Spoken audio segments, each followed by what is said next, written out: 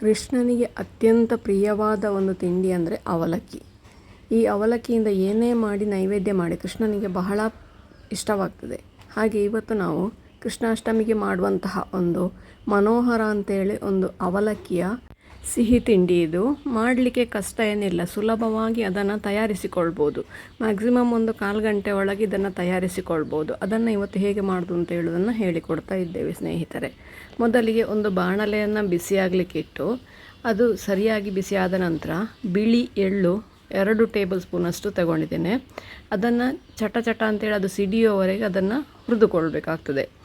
ನೋಡಿ, ಈ ಥರ ಅದು ಸರಿಯಾಗಿ ಸಿಡಿಲಿಕ್ಕೆ ಶುರು ಆಗಬೇಕು. ಅಂದರೆ ಒಂದು ಸ್ವಲ್ಪ ನೋಡಿ ಕಲರ್ ಚೇಂಜ್ ಆಗ್ತದೆ ಅದರದ್ದು. ಅಷ್ಟಾಗುವಾಗ ಅದನ್ನು ತೆಗೆದು ಮತ್ತು ಅದಕ್ಕೆ ನಿಮಗೆ ಗೋಡಂಬಿ, ಬಾದಾಮಿ ಅಥವಾ ವಾಲ್ನಟ್ ನಿಮಗೇನು ಬೇಕು ಅದನ್ನು ಡ್ರೈ ಫ್ರೂಟ್ಸ್ಗಳು ಹಾಕಿಕೊಳ್ಬೋದು. ನಾನಿಲ್ಲಿ ಬಾದಾಮಿ ಮಾತ್ರ ಹಾಕಿಕೊಳ್ತಾ ಇದ್ದೇನೆ. ಬಾದಾಮಿಯನ್ನು ಅರ್ಧ ಕಟ್ ಮಾಡಿಕೊಂಡು 1 ಚಮಚದಷ್ಟು ತುಪ್ಪ ಹಾಕ್ಕೊಂಡು ಅದನ್ನು ಚೆನ್ನಾಗಿ ಫ್ರೈ ಮಾಡಿಕೊಳ್ತಾ ಇದ್ದೇನೆ.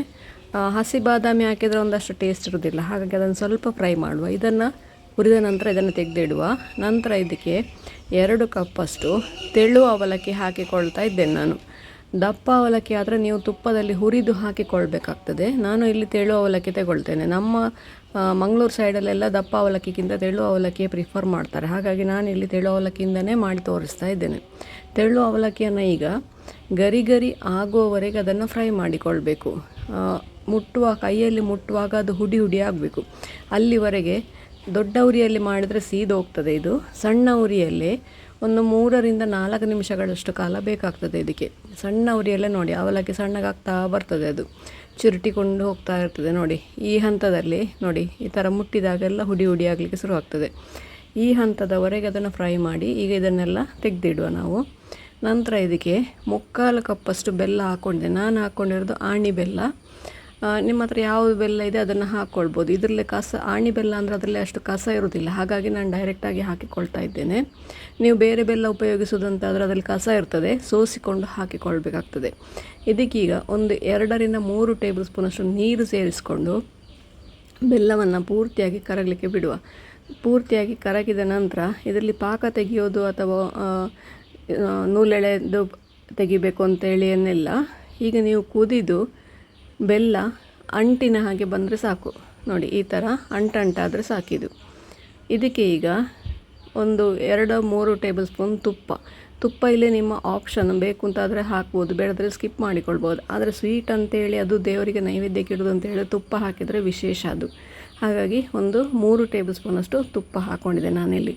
ತುಪ್ಪ ಹಾಕಿದ ನಂತರ ಒಂದು ಕುದಿಸಿ ಅದನ್ನು ಪಾಕ ತೆಗಿಲಿಕ್ಕೆ ಹೋಗಬೇಡಿ. ಪಾಕ ತೆಗಿಲಿಕ್ಕೆ ಹೋದರೆ ಮತ್ತೆ ಕಹಿ ಆಗ್ತದೆ, ಹಾಗೆ ಬೆಲ್ಲ ಗಟ್ಟಿ ಕೂಡ ಆಗ್ತದೆ. ಇದು ನೋಡಿ, ಸರಿಯಾಗಿ ಕುದಿಲಿಕ್ಕೆ ಶುರುವಾದಾಗ ಇದಕ್ಕೆ ನಾವು ಅರ್ಧ ಕಪ್ಪಿನಷ್ಟು ಹಸಿ ಕೊಬ್ಬರಿ ಅಥವಾ ಒಣಗಿದ ತುರಿದಿಟ್ಟಂತಹ ಕೊಬ್ಬರಿ, ನಾನಿಲ್ಲಿ ಹಸಿ ಹಾಕ್ಕೊಳ್ತಾ ಇದ್ದೇನೆ. ನೀವು ವಾರಗಟ್ಟಲೆ ಇಡುವವರಂತಾದರೆ ಅದನ್ನು ಒಣಗಿದ ಕೊಬ್ಬರಿ ಹಾಕ್ಕೊಳ್ಳಿ, ಅಥವಾ ಮಕ್ಕಳಿಗೆ ದೂರದಲ್ಲಿರೋರಿಗೆ ಕಳಿಸೋದಂತಾದರೆ ಒಣ ಕೊಬ್ಬರಿಯನ್ನೇ ಹಾಕ್ಕೊಳ್ಳಿ. ನಾನಿದು ಫ್ರೆಶ್ ಮಾಡಿ ಮುಗಿಸುವಂಥದ್ದು, ಹಾಗಾಗಿ ಹಸಿ ಕೊಬ್ಬರಿಯನ್ನೇ ಹಾಕ್ಕೊಂಡಿದ್ದೇನೆ. ಅದು ಚೆನ್ನಾಗಿ ಒಮ್ಮೆ ಕುದಿದ ನಂತರ ಅದಕ್ಕೆ ಹುಡಿ ಮಾಡಿದಂತಹ ಏಲಕ್ಕಿ ಹುಡಿ ಒಂದು ಅರ್ಧ ಟೀ ಸ್ಪೂನಷ್ಟು ಹಾಕ್ಕೊಳ್ತಾ ಇದ್ದೇನೆ. ಹಾಗೆಯೇ ಹುರಿದು ಇಟ್ಕೊಂಡಂತಹ ಬಿಳಿ ಎಳ್ಳು, ನಂತರ ಬಾದಾಮಿ, ಗೋಡಂಬಿ ಅಥವಾ ಡ್ರೈ ಫ್ರೂಟ್ಸ್ ನೀವು ಏನು ಬೇಕು ಅದೆಲ್ಲವನ್ನು ಒಮ್ಮೆ ಚೆನ್ನಾಗಿ ಮಿಕ್ಸ್ ಮಾಡಿಕೊಂಡು ಸರಿಯಾಗಿ ಒಂದು ಕುದೀಲಿ. ಅದು ಒಂದು ಕುದಿದ ನಂತರ ಅದನ್ನು ಹೀಗೆ ಮಗುಚುತ್ತಾರೆ, ಇಲ್ಲದಿದ್ದರೆ ಅಡಿ ಕೂತ್ಕೊಳ್ತದೆ ಬೆಲ್ಲ. ಕುದಿದ ನಂತರ ಅದಕ್ಕೆ ನಾವು ಹುರಿದು ಇಟ್ಕೊಂಡಂತಹ ಅವಲಕ್ಕಿಯನ್ನು ಸೇರಿಸಿಕೊಳ್ಳುವ. ಈ ಅವಲಕ್ಕಿ ಗರಿಯಾಗಿ ಇರ್ತದೆ. ಇದು ನಿಮಗೆ ಮೆತ್ತಗೆ ಆಗಿರೋದಿಲ್ಲ, ಒಂದು ಸ್ವಲ್ಪ ಕ್ರಿಸ್ಪಾಗಿ ಇರ್ತದೆ ಇದು ಅವಲಕ್ಕಿ. ಇದನ್ನು ಈಗ ಗ್ಯಾಸ್ ಆಫ್ ಮಾಡಿ, ಸರಿಯಾಗಿ ಕುದಿದ ನಂತರ ಗ್ಯಾಸ್ ಆಫ್ ಮಾಡಿಬಿಟ್ಟು ಅವಲಕ್ಕಿಯನ್ನು ಸೇರಿಸಿ ಮಿಕ್ಸ್ ಮಾಡಿಕೊಳ್ಳಿ. ಒಮ್ಮೆ ಮಿಕ್ಸ್ ಮಾಡಿದರೆ ನಮ್ಮ ರುಚಿಯಾದ ಅವಲಕ್ಕಿಯ ಮನೋಹರ ರೆಡಿ ಆಯಿತು.